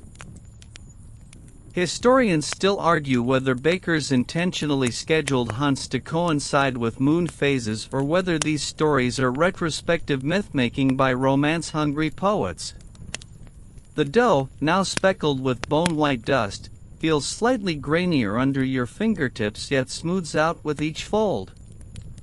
You lean in, inhaling a scent both familiar and uncanny, wheat mingled with an earthy undernote. In a low voice, you joke, who knew bread making could double as osteology? It's your second zinger, and it lightens the eerie air. You shape the antler-laced dough into small rolls, noting how its surface seems to catch moonlight differently. There's a subtle, pearly sheen, like mother-of-pearl brushed across the crust. Mainstream culinary experts point out that any sheen likely derives from tiny fat residues in marrow-infused powder reacting under gentle heat, not magical moonlight. Still, bakers swore they saw the rolls glow faintly in the darkest hours. Historians still argue whether their eyes were truly deceiving them or simply enchanted by nocturnal ambience. You place the rolls into a dedicated moon oven, one lightly heated by residual warmth, just enough to dry and set the antler powder without browning too aggressively. As the chamber door slides shut, you murmur your third joke, let's hope the ants appreciate the extra calcium. The joke hangs on the silent stone like a whispered promise. Fringe alchemical texts even prescribe adding powdered pearl alongside antler for a dual celestial effect, though no baker dared test that combination for fear of foul taste. You imagine a loaf dusted with both precious powders and quip. That's one way to ensure your bread is truly priceless. It's your fourth joke, musing on the idea of luxury you can eat. While you wait for the antler-infused rolls to bake, you reflect on the broader debate. Was powdered deer antler ever truly part of mainstream Tang bakery lore, or merely a courtly extravagance recounted by jesters and scribes? Mainstream historians point to an absence of antler in surviving recipe manuscripts, suggesting any such practice remained fringe at best. Yet in private letters of aristocrats, references emerge to moon-kissed loaves with healing spark, a possible nod to antler you. Historians still argue whether these references describe literal ingredients or served as harmless metaphors for refined flavor. A faint chime from a nearby pavilion signals the hour's passage. You slide open the oven briefly to peek. The crusts gleam with an otherworldly luster, each roll seeming to hold a tiny galaxy within its folds. You carefully pull one free, setting it on a lotus leaf to cool. The moment you lift it, a wisp of steam curls upward, carrying a scent like aged parchment warmed by morning light. Testing your courage, you pinch off a bit of crumb and taste it. The texture is silky, almost unnaturally smooth, and the flavor carries a whisper of nuttiness you've never encountered. You pause, wondering if it's imagination or the marrow's lipids subtly enriching the crumb. Fringe enthusiasts insist that antlers' proteins enhanced yeast performance, but mainstream grain chemists dismiss such biochemical leaps without evidence. Historians still argue whether antler bread's reported effects, milder hangovers and fleeting vitality, were real or products of fanciful expectation. You crack your fifth gentle joke. I feel like I could outrun a stag after the snack. The joke dissolves into the courtyard's quiet, as if the stone bears itself delighted by your humor. As the cooled rolls sit under moonlight, you imagine courtiers nibbling these antler loaves at secret banquets, swearing they felt lighter on their feet afterward. You tuck the rest into silk-lined baskets, vowing to preserve the little secret of your midnight bake.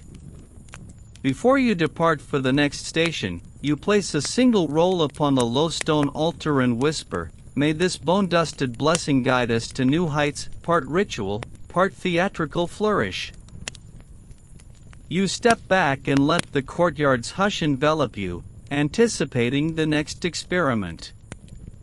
Moonlit baking is taking you from simple kneading to alchemical extravagance, and you're eager to see what awaits beyond powdered bones.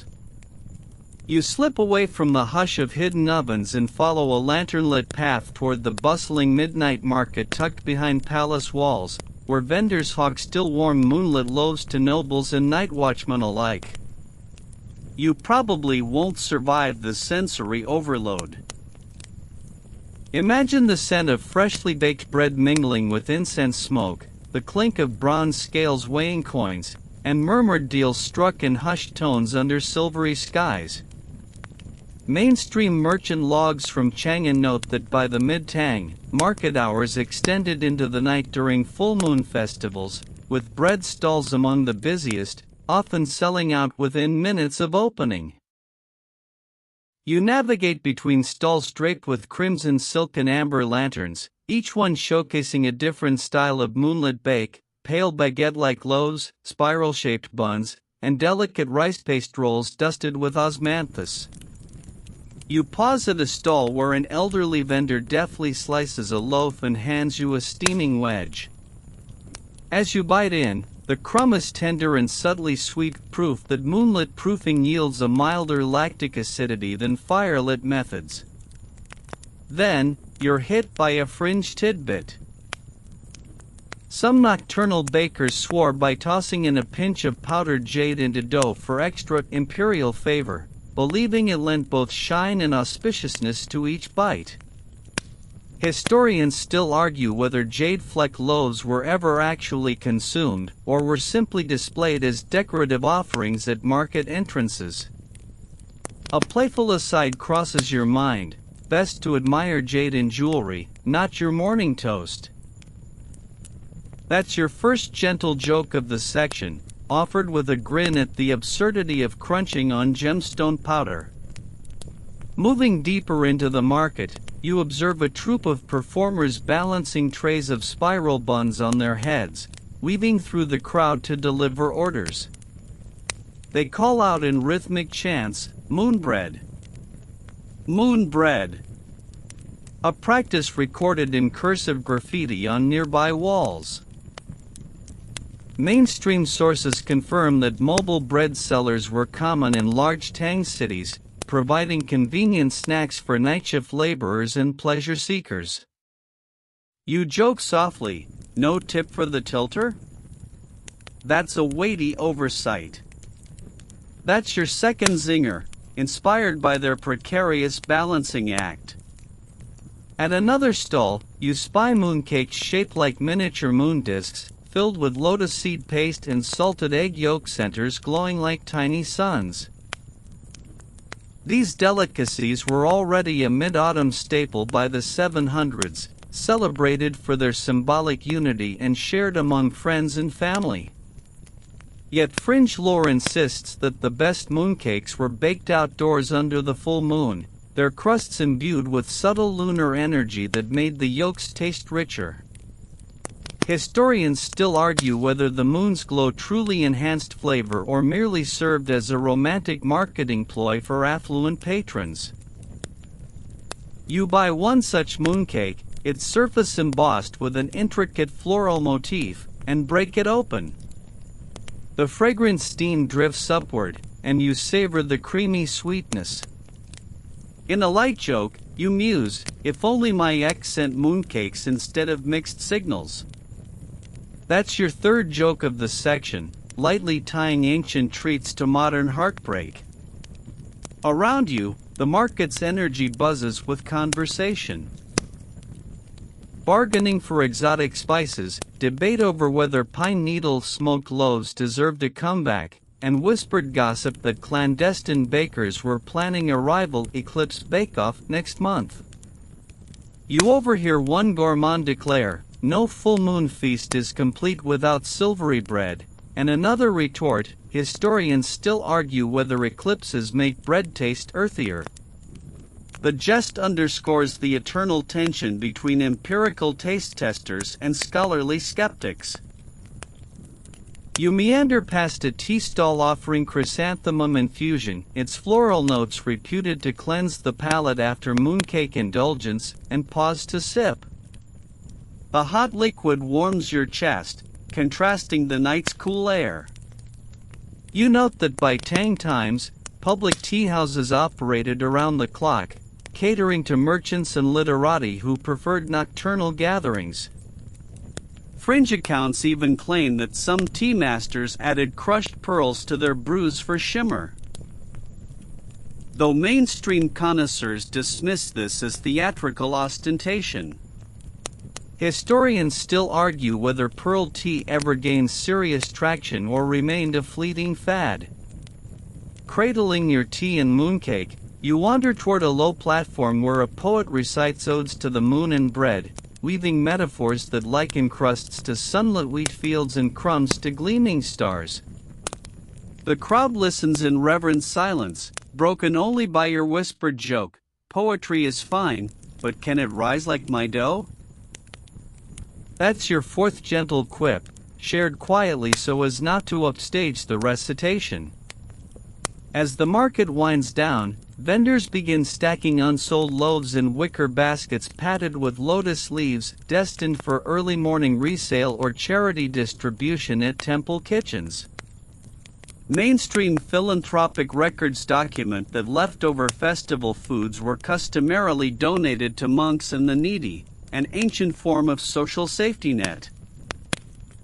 Yet fringe narratives hint that some bakers secretly retrieved their unsold moonlit loaves after dark, repurposing them into coarse barrel bread for livestock, an unspoken hierarchy of culinary use.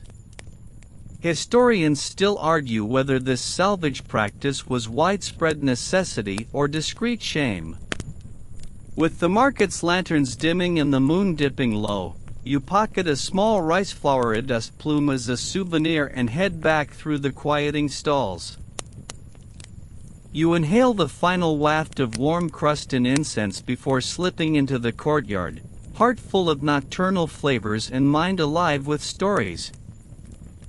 You return to your moonlit ovens with anticipation, baskets laden with shaped dough awaiting their final transformation into sweet mooncakes, the crowning jewel of nocturnal baking. The courtyard feels charged, as if the very air vibrates with expectant delight. You probably won't survive this sugar rush.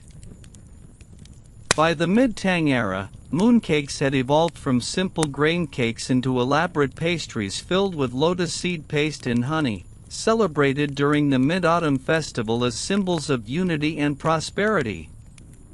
You set out a row of shallow stone molds carved with lotus blossoms and stylized rabbits, the traditional motifs that soon came to define the pastry's iconography.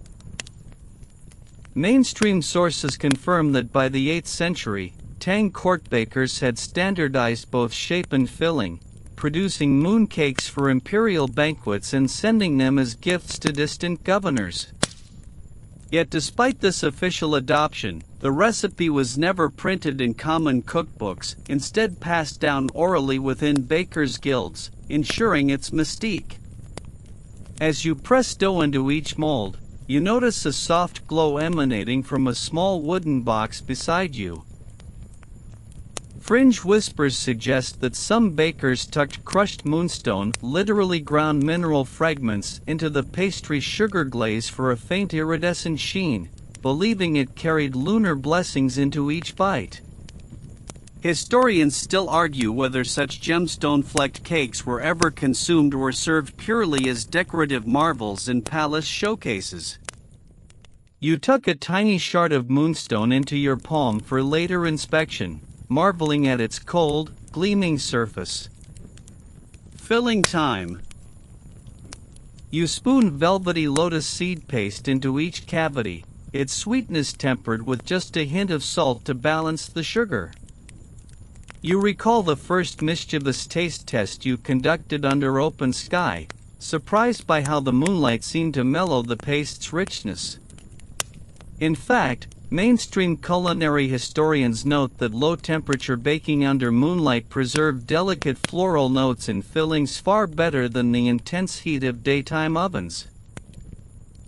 You close your eyes and breathe in the heady aroma, floral, honeyed, and faintly toasty. Then you crack your first gentle joke of the section. Who knew power snacks could be so poetic? The joke blends modern slang with ancient ritual, a wink across the ages. Next, you trim excess dough and invert each cake onto lotus leaf-lined trays. The green-veined leaves impart a subtle fragrance and prevent sticking, an empirical trick learned through coastal trade with Fujian merchants. Mainstream records mention lotus leaf wrapping as early as 700 AD. Prized for its non-stick properties and delicate flavor infusion. However, some fringe accounts claim that certain bakers soak leaves in jasmine flower tea before lining trays, an aromatic hack thought to elevate taste.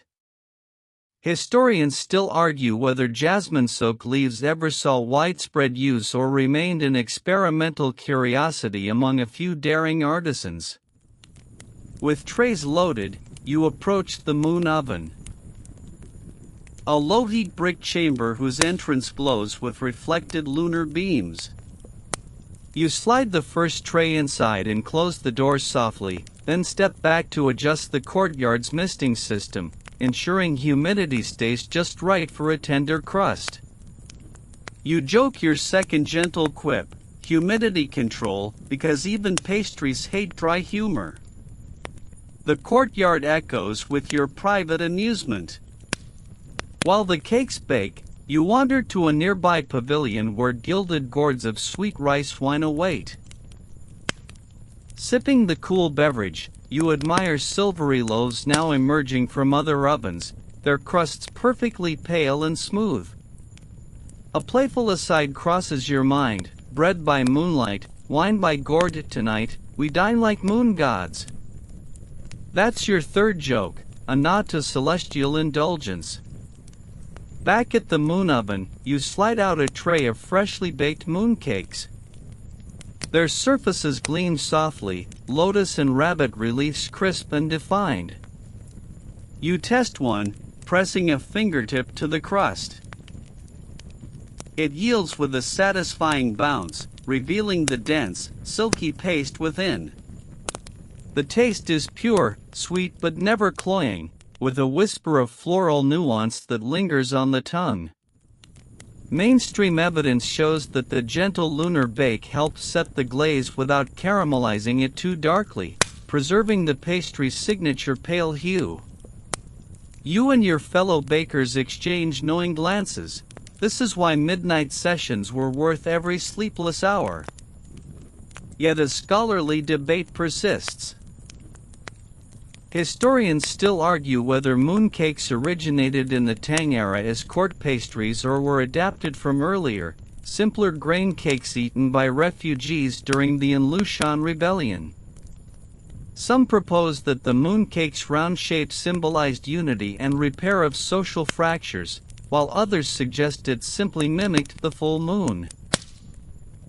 In a quiet corner, you wrap half a dozen cakes in silk-lined boxes to send to provincial governors, envisioning them breaking seals at dawn and tasting the moon's essence in their distant halls. You crack a final joke. Next stop, mooncakes for Martian colonists, zero gravity, zero carb? The image of floating pastries cracks you up more than you expected. As you tuck the last cake into its ornate box, you pause beneath the moon's waning arc. You feel the hush settling, the night's labors culminating in this sweet triumph. Tomorrow, villagers and nobles alike will wake to find these pale delights beside their tea, unaware of the secret lunar alchemy that shaped each tender crust. You feel the first delicate fingers of dawn brushing the courtyard's edge, pale lavender light pooling along the stone slabs as the moon's brilliance retreats into memory. You probably won't survive this serene transition without pausing to savor it. It's the sweet denouement of your nocturnal ballet between flower and silver light. Mainstream Tang chronicles note that bakers often worked from just after dusk until rooster crow, timing their final loaves to emerge with the first sunrise, so early risers could enjoy still warm bread alongside morning congee. As you and your fellow bakers gather the last trays, you notice how the ghostly mist has lifted, revealing the gray-blue rooftops streaked with peach blossoms.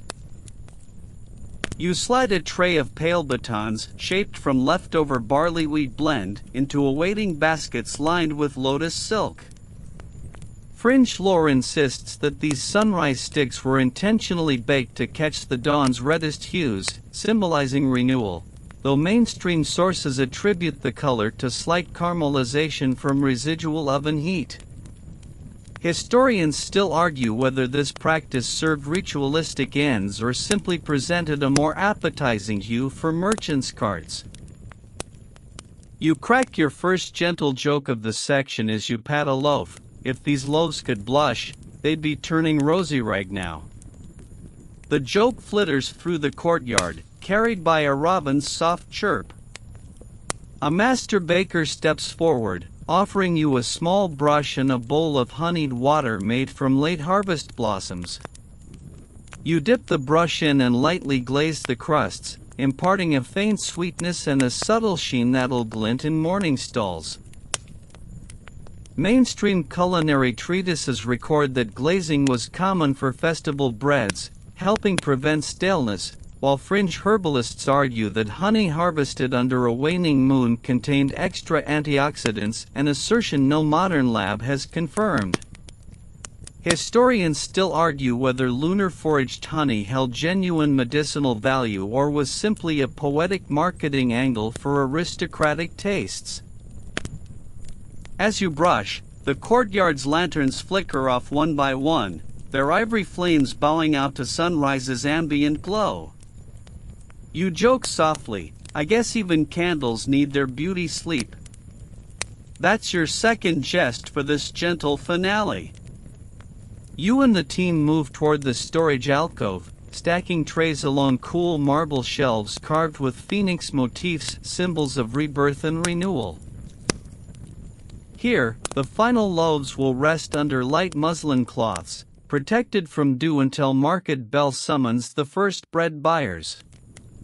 Mainstream inventories from Chang'an warehouses note that nocturnal batches were prioritized for palace kitchens, while secondary markets received the remaining supply, prizing freshness above all. Yet fringe marketplace diaries suggest that commoners revered moonlit bread above day-baked varieties, believing each bite carried a sliver of lunar magic. Historians still argue whether consumer preference truly favored night loaves or if such anecdotes reflect the elite's nostalgia. You lean back against a stone pillar, cracking your third joke. "If only we could file for overtime pay, I think I've earned at least a dozen moon phases." Your whisked grin bounces off walls now painted in rosy light. The aroma of a last, hurried batch drifts from a corner oven where a lone apprentice tests the final tray of experimental jasmine flower buns. You step over, pluck one warm bun, and break it open. Its floral aroma is muted but unmistakable, the crumb nearly weightless, like a sigh captured in dough.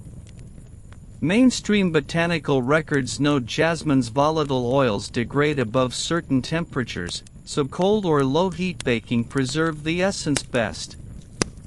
Fringe culinary notes maintain that jasmine baked under moonlight resonated with celestial harmony, though mainstream chefs dismiss this as romantic hyperbole.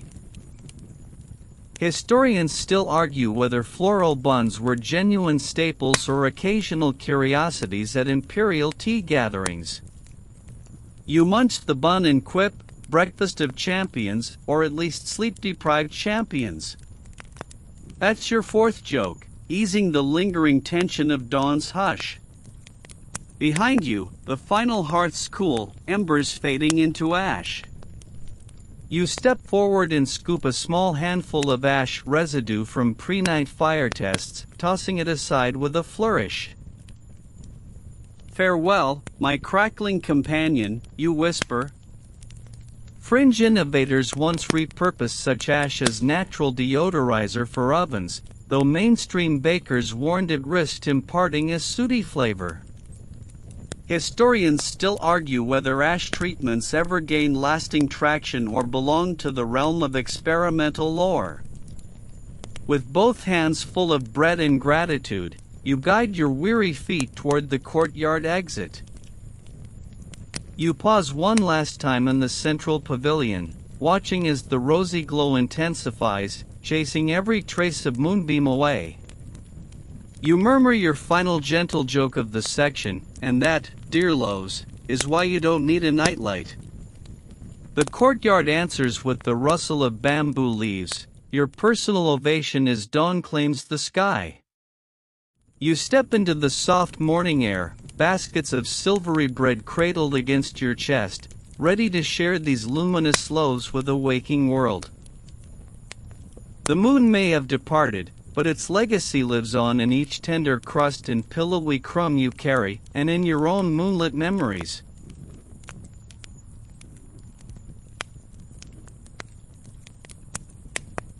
You return to your workstation for the last time tonight, sandals whispering against stone as the world awakens around you.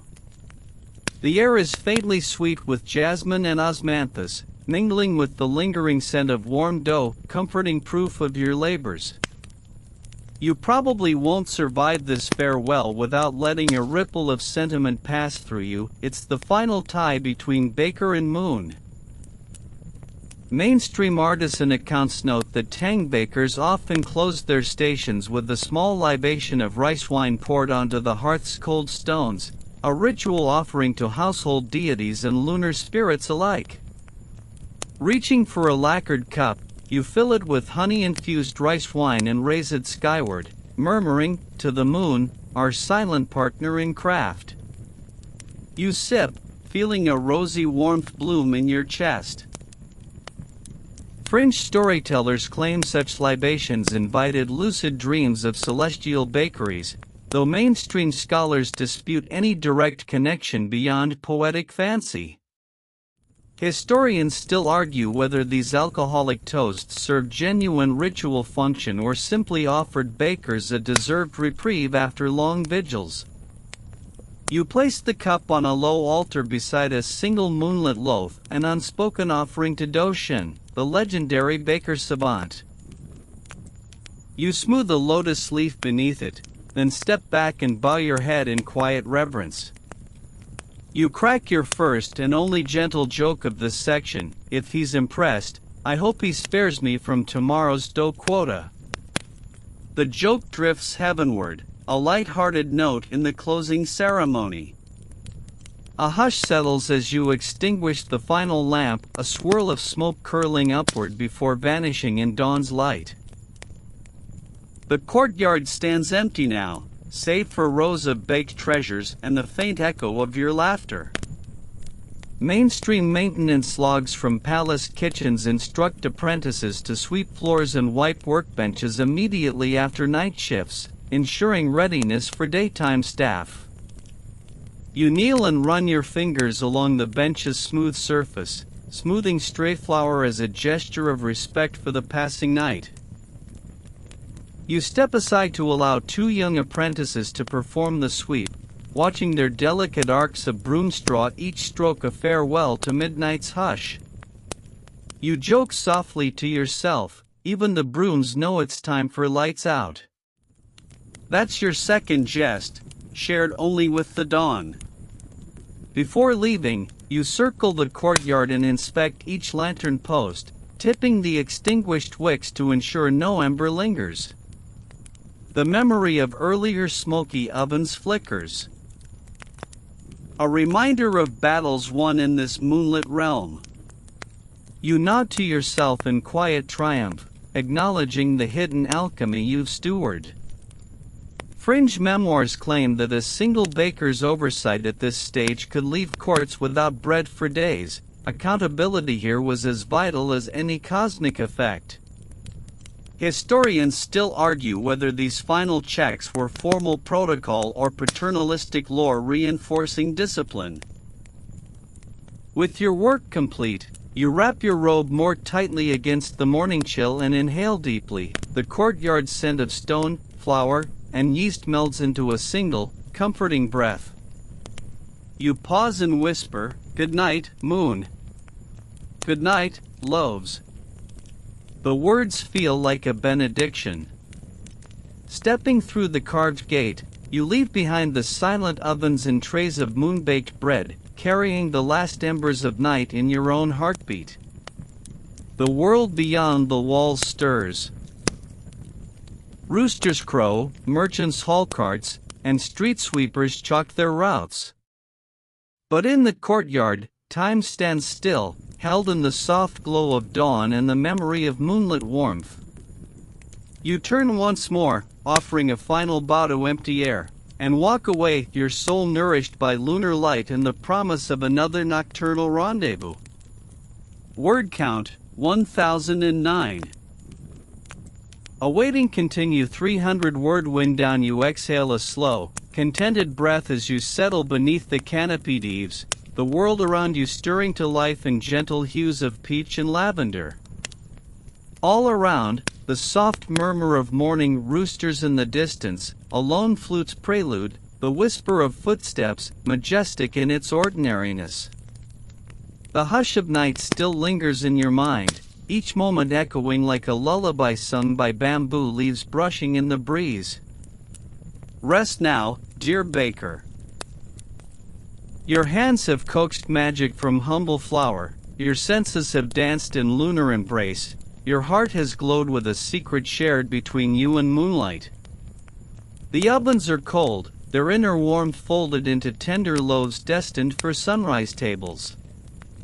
Even the final whispers of steam have faded, leaving behind only memory. Sleep beckons, and you yield, letting the softness of early dawn cradle your thoughts. Remember the hush-hush ceremonies, the secret ovens, the glimmer of antler dust in moonstone, each a testament to wonder beneath night's silent sky.